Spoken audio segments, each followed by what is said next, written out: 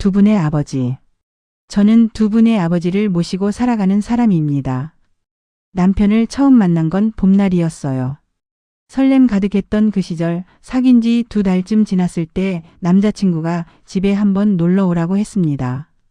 23, 아직 세상 물정 모르던 나이였죠. 저는 가벼운 마음으로 좋아하고 따라 나섰습니다. 그저 남자친구 부모님께 가볍게 인사만 드리고 오는 거라고 생각했거든요. 그런데 막상 집에 도착하니 분위기가 예사롭지 않았습니다. 남자친구 아버님께서 단정한 정장 차림으로 거실에 앉아 계셨어요. 저는 어색하게 안녕하세요 인사를 드렸습니다. 그런데 옆에 있던 남자친구가 갑자기 제 팔을 톡톡 치며 큰절해야 해라고 하는 거예요. 응? 무슨 소리야? 장난하지 말라고 했더니 남자친구 표정이 진지했습니다. 장난 아니야. 진짜로 절해야 돼.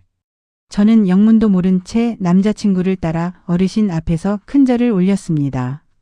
그러자 아버님께서 양복 안주머니에서 정성스럽게 준비하신 하얀 봉투를 꺼내 제게 건네주셨어요.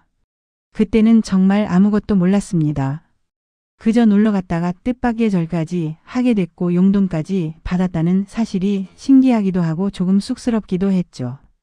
하지만 아버님의 인자한 미소를 보며 묘하게 마음이 따뜻해지는 걸 느꼈습니다. 그렇게 3년이라는 시간이 흘렀습니다. 우리는 결혼을 결심했고 식을 1달 정도 앞둔 어느 날 다시 아버님 앞에 앉게 되었어요. 아버님은 제 손을 잡으시며 조용히 말씀하셨습니다. 미정아, 너희 친정 부모님께도 패백 때 절을 받으셔야 한다. 딸을 가진 부모님도 당연히 절을 받으실 자격이 있지 않겠니? 이렇게 훌륭하게, 이렇게 예쁘게 딸을 키워주셨는데 말이야. 그 말씀을 듣는 순간 가슴이 뭉클했습니다. 처음 인사드리러 갔을 때도, 정식 상견례 때도, 그리고 결혼 준비를 하는 내내도 아버님은 늘 그 첫날처럼 따뜻하고 인자하셨거든요.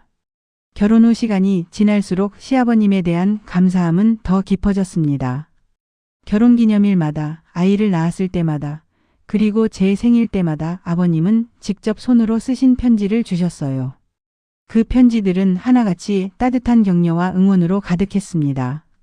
말없이 뒤에서 저희를 챙기시고 늘 환하게 웃어주시는 분이셨죠. 아이를 낳고 육아에 전념하던 어느 날, 저는 용기를 내어 대학원에 진학하고 싶다고 말씀드렸습니다. 솔직히 조금 걱정했어요. 혹시 애 키우기도 바쁜데 무슨 공부냐는 말씀을 하실까 봐요. 하지만 아버님의 반응은 달랐습니다. 그래, 좋은 생각이다. 공부해라. 그렇게 말씀하시더니 선뜻 등록금까지 내주셨어요. 그런 아버님이 계셨기에 저는 엄마로서, 며느리로서, 그리고 한 사람으로서 계속 성장할 수 있었습니다. 하지만 올해 11월 제 인생에 큰 슬픔이 찾아왔습니다. 낳아주신 친정아버지께서 오랜 지병으로 세상을 떠나신 거예요. 갑작스러운 일은 아니었지만 막상 아버지가 안 계신 현실은 쉽게 받아들여지지 않았습니다. 실감이 나지 않아 하루하루가 멍했고 마음을 어디에 두어야 할지 알 수 없었죠. 그때 시아버님께서 말없이 제 손을 꼭 잡아주셨습니다. 아무 말씀도 하지 않으셨지만 그 따뜻한 손길만으로도 큰 위로가 되었어요. 장례를 모두 치르고 시댁에 들러 인사를 드렸을 때 아버님의 첫 마디가 지금도 잊히지 않습니다. 미정아, 이제 내가 어머니 모시고 살아라. 저희 친정은 딸만 둘입니다. 아버지를 보내드리고 어머니 혼자 남으신 상황에서 시아버님께서 제 손을 꼭 잡으시며 하신 그 말씀. 어머니 모시고 살아라. 그 말을 듣는 순간 참았던 눈물이 와르르 쏟아졌습니다. 아버지 장지에서 돌아오시면서도 시아버님은 저희 친척분들 한 분 한 분께 직접 따뜻한 음료를 건네주셨어요. 상주도 아니신데 오히려 저희를 더 챙기시는 모습에 얼마나 감동했는지 모릅니다. 집으로 돌아와 어머니 팔짱을 끼고 물었습니다. 엄마, 우리 시아버님이 엄마 모시고 살라고 하셨어. 엄마, 나랑 같이 살자. 하지만 어머니는 고개를 저으셨어요. 아이고 됐다. 나는 죽을 때까지 혼자 살 거야. 같이 살 생각은 꿈에도 하지 마라. 저는 압니다. 아버지의 빈자리가 얼마나 크고 깊은지를요. 어머니께서 얼마나 외로우실지도 알아요. 하지만 동시에 저는 어머니의 마음도 이해합니다. 딸에게 짐이 되고 싶지 않으신 그 마음, 자식은 자식대로 살아가길 바라시는 부모의 마음을 압니다. 그래도 어머니는 마지막에 이렇게 말씀하셨어요. 미정아, 너희 시댁 정말 감사한 분들이시다. 참복 받은 거다. 감사합니다, 아버지. 낳아주시고 키워주신 친정아버지도 감사하고 따뜻하게 맞아주시고 사랑으로 보듬어주신 시아버지도 감사합니다.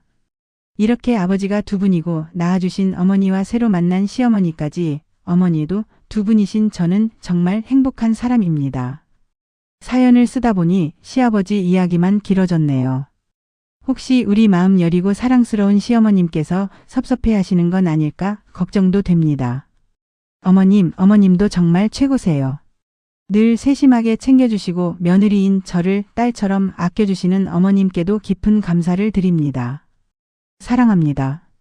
두 분 부모님 모두 건강하시고 저희도 더욱 열심히 효도하며 살겠습니다. 두 번째 사연. 홍씨의 추억. 마트에 갈 때마다 과일 코너 한쪽에 놓인 홍씨를 보면 어릴 적 기억이 떠오릅니다. 저는 지금 직장에 다니며 가정을 꾸리고 있지만 초등학교 고학년 시절 시골에서 자랐어요. 1970년대 중반 대구 외곽 농촌 마을이었죠. 부모님은 농사를 지으셨고 저를 포함해 형제자매가 5이었습니다. 나이 차이가 많지 않아 매일 아침 줄지어 학교에 갔던 기억이 나네요. 그 시절 우리 집 형편은 넉넉하지 않았습니다.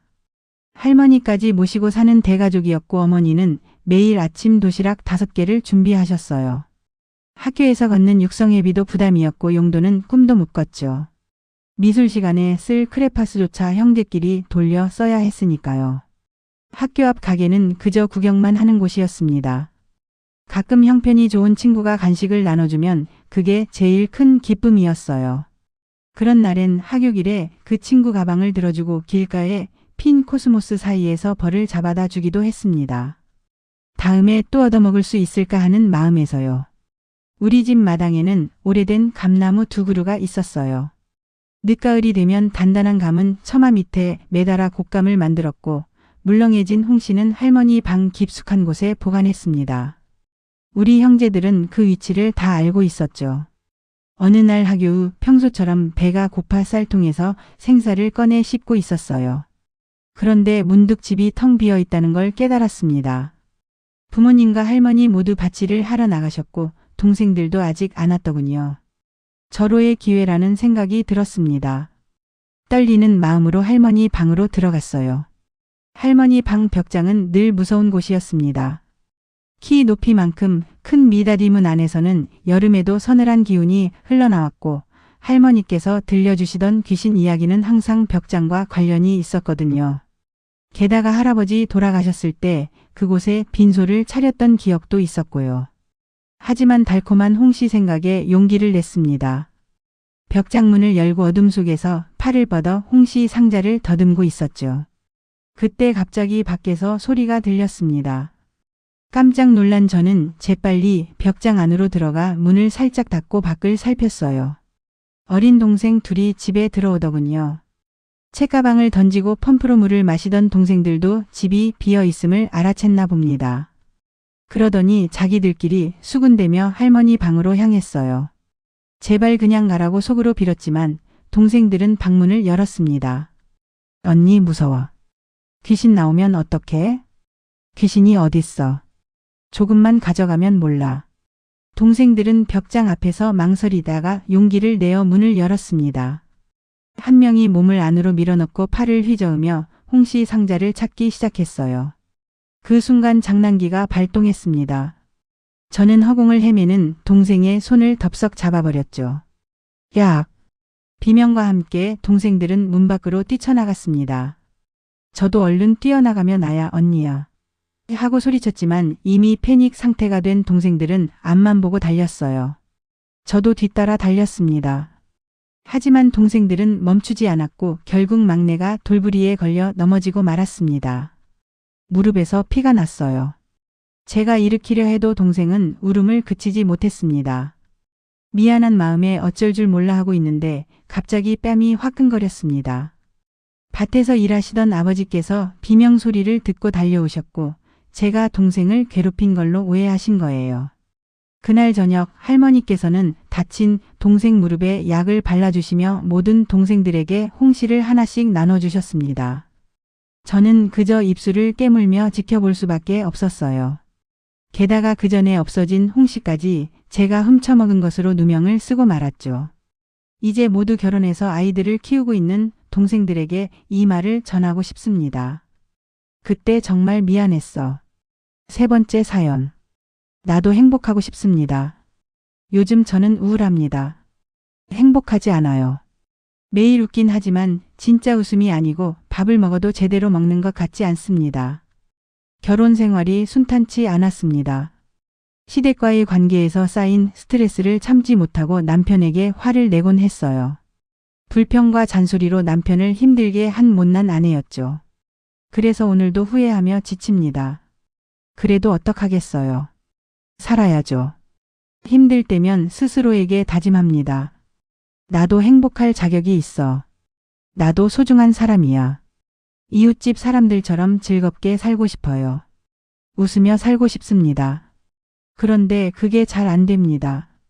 돌이켜보면 행복했던 시절도 있었어요. 작은 일에도 크게 기뻐하고 사소한 도움에도 진심으로 감사할 줄 알던 때가 있었습니다. 그런데 언제부턴가 제 자신이 점점 작아지기 시작했어요. 즐거움을 잊어버리고 괴로움 속에서 헤매게 됐죠. 작은 일도 받아들이지 못하고 저 자신만 자책하게 되었습니다. 시부모님을 모시고 산다는 이유 하나로 평생 마음 편할 날이 없습니다. 불평불만이 쌓여 남편에게만 화풀이를 하게 되는데 남편이 무슨 잘못이 있겠어요. 그저 효자일 뿐인데 말이죠. 다른 사람들은 독립해서 자기들만의 가정을 꾸리고 자유롭게 산다는데 저는 늘 눈치를 보며 답답하게 살고 있습니다. 억울한 게 참 많아요. 지난 여름은 정말 더웠죠. 견딜 수 없을 만큼요. 하지만 집에서는 편하게 옷도 못 벗고 밤에 자면서 방문도 활짝 열지 못했어요. 우울증과 불안 증세까지 겹쳐 정말 숨이 막힐 지경이었습니다. 시댁 생활의 어려움은 겪어본 사람만 압니다. 가끔 남편과 외식이라도 하고 돌아오면 시부모님께서 방문을 세게 닫으시며 섭섭함을 표현하세요. 문 잠그는 소리까지 크게 나죠. 그러면 집안 분위기가 얼어붙습니다. 남편은 불안해하며 담배를 피우고 결국 그 불똥은 저에게 튀어옵니다. 맛있게 외식했다가 집에서 이런 일을 겪으니 기분이 어떻겠어요. 그 이후로는 아예 외식을 포기했습니다. 친구들을 만나러 나가려고 하면 어디 가는지, 누구 만나는지, 몇 시에 돌아오는지 세세하게 물으세요. 일일이 보고해야 하니 거짓말을 하게 되고 편할 수가 없습니다. 나도 자유가 필요한데 말이죠. 친구도 만나고 싶고 친정 식구들도 보고 싶고 가끔은 놀러도 가고 싶은데 그게 허락되지 않습니다. 친정 식구들이 우리 집에 놀러 오는 것도 힘듭니다. 얼마 전 친정 고모가 오셨어요. 시어머니께서 고모를 따라다니시며 저에 대한 불만을 쏟아내셨습니다. 사돈댁 조카는 우리랑 말도 안 해요 하시며 평소 쌓이셨던 얘기를 다 하시는 거예요. 저로서는 참 난처했죠. 어머니, 그런 말씀은 저한테 직접 해주시고 오늘은 좋은 얘기만 나누시면 좋겠어요 라고 했더니 너는 내 할 일이나 해. 우리 얘기 듣지 말고. 그냥 하는 얘기지 흉보는 게 아니야 라고 하셨습니다. 그 이후로는 아예 손님 초대를 끊었습니다. 그게 편하니까요. 그래도 지금처럼 참고 사는 게 나을 것 같습니다. 나도 즐겁고 행복하게 살고 싶으니까 마음을 너그럽게 가지려고 노력합니다. 그러면 모든 게 평화롭고 활기찬 나날을 보낼 수 있지 않을까요? 그렇게 믿으며 오늘도 살아갑니다. 네 번째 사연. 눈 덮인 산골의 겨울 추억. 지난 겨울 눈썰 매장 앞을 지나다가 형형색색 옷을 입은 아이들이 부모님과 즐겁게 노는 모습을 봤습니다. 그 순간 제 어린 시절이 떠올랐어요. 저는 깊은 산골 마을에서 자랐습니다. 우리 동네 아이들은 나이에 따라 자연스럽게 무리가 나뉘었죠. 형들이나 동생들 친구와는 따로 놀지 않는 게 우리만의 규칙이었어요. 겨울은 유독 길고 추웠습니다. 개울과 노는 꽁꽁 얼어붙어 돌로 쳐도 깨지지 않을 정도였죠. 그곳이 우리의 유일한 놀이터였습니다. 어린 아이들은 논에서 썰매를 탔고 저학년들은 두발 썰매로 얼음판 가장자리에서 놀았어요. 우리 고학년들은 중학생 형들과 함께 외발 썰매를 타며 긴 막대기를 휘둘렀습니다. 얼음판에 원을 그려놓고 하루 종일 그곳을 차지하며 놀았죠. 썰매에 질리면 나무 막대로 하키 스틱을 만들어 돌멩이에 크레파스로 색칠한 퍽으로 아이스 하키를 흉내냈어요. 얼음 위에서 축구를 하다 보면 온몸이 땀으로 접근했습니다. 오후가 되면 옷과 양말이 흠뻑 젖었습니다. 개울가에 모닥불을 피워 몸을 녹이고 젖은 옷을 말렸어요. 어린 동생들은 형들에게 잘 보이려고 집에서 몰래 장작을 가져오기도 했는데 우리는 그런 아이들을 칭찬하며 불가에 자리를 내어주었습니다. 어느 날 저는 새 양말을 몰래 신고 나왔다가 젖혀버렸어요. 불가에서 급하게 말리다가 그만 양말이 녹아버렸죠. 아, 이거 큰일이네. 걱정하고 있는데 옆에서 저학년 아이가 다가왔습니다. 우리 누나 바느질 잘하는데요. 그래. 그럼 이거 좀 꿰매달라고 할 수 있어? 저는 주머니에서 사탕 하나를 꺼내주며 빨리 다녀오라고 했습니다. 그 사탕도 어떤 아이가 제게 준 것이었죠. 아이는 신이 나서 달려갔습니다. 옆에서 이 광경을 본 친구는 씩 웃으며 의미심장한 눈빛을 보냈어요. 그런데 그 친구가 갑자기 아, 뜨거워 하며 펄쩍 뛰었습니다. 바람에 날아온 불씨에 나일론 바지가 녹아버린 거예요. 남을 비웃다가 자기도 당한 거죠. 또 다른 친구는 머리카락이 불에 타서 이상한 모양이 되어 놀림감이 됐습니다. 바람이 세게 불면 언덕 위에서 연날리기를 했습니다. 방패연과 가오리연으로 하는 연싸움이 겨울놀이 중 최고였어요. 병을 곱게 갈아 풀과 섞어 연줄에 발라두면 상대방 연줄을 끊을 수 있었죠. 상대 연이 힘없이 떨어질 때의 쾌감은 말로 표현할 수 없었습니다. 저학년 아이들은 초가집 처마에 매달린 고드름으로 칼싸움을 했고 얼음판에서 팽이를 돌리며 놀았어요. 손등과 얼굴은 추위에 얼어 터지고 갈라져 피가 났지만 우리 얼굴엔 항상 웃음이 가득했습니다. 배가 고프면 골짜기 바위 밑에서 개구리를 잡아 구워 먹기도 하고 감나무에 남은 홍시나 나무 열매를 따먹었어요. 중학생 형들이 가져온 고구마를 모닥불에 구워 나눠 먹기도 했는데 욕심내어 크게 베어 물었다가 입천장을 대는 일도 있었죠. 눈이 많이 오면 산토끼를 잡아서 친구 집에서 요리해 먹었습니다. 양말을 꿰매준 그 누나가 요리를 해주기도 했어요. 누나는 제 양말인 걸 아는 것 같았지만 저는 따로 고맙다는 인사를 하진 못했습니다. 어느 날은 그 누나가 팥이 가득 든 찐빵을 만들어줘서 맛있게 먹었던 기억도 납니다. 동네 큰형들은 높은 산에서 직접 만든 나무 스키를 타고 눈먼지를 날리며 내려왔는데 구경하던 사람들 모두 감탄하며 환호했어요. 중간에 넘어지거나 다치는 일도 있었지만 정말 멋진 구경거리였습니다. 동네 어른들은 마을에 관해서 꽝만두 잔치를 열었고 특히 멧돼지를 잡은 날엔 주변 마을 사람들까지 모여 큰 잔치가 벌어졌죠. 겨울이 끝날 무렵이면 윗마을 아이들과 가장 깊은 계곡에서 얼음배 싸움을 했습니다. 작년엔 졌기 때문에 이번엔 꼭 이기려고 작전을 세웠어요.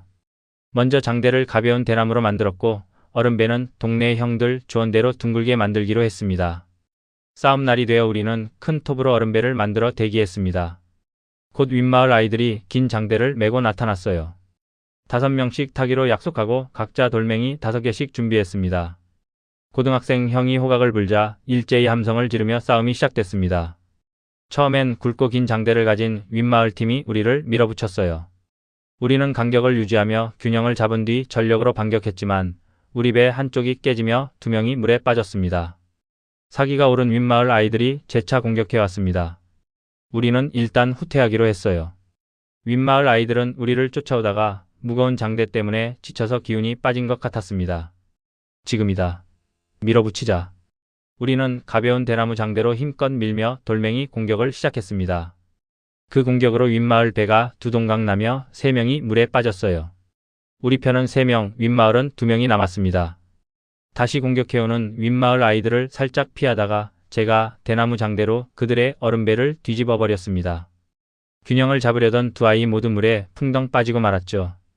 구경하던 아이들이 환호했습니다. 드디어 작년의 패배를 설욕한 겁니다. 우리는 저학년 아이들을 앞세우고 승리의 노래를 부르며 마을로 돌아왔어요. 윗마을 아이들은 축 처진 모습으로 자기 동네로 갔습니다. 그날 이후 동네 대항 얼음배 싸움은 위험하다는 어른들의 야단 때문에 더 이상 열리지 않았습니다. 그때는 정말 즐겁고 신났습니다. 온 산골을 누비며 놀았죠. 눈썰매장에서 작은 손으로 눈뭉치를 던지며 노는 요즘 아이들이 제 이야기를 들으면 과연 이해할 수 있을까요?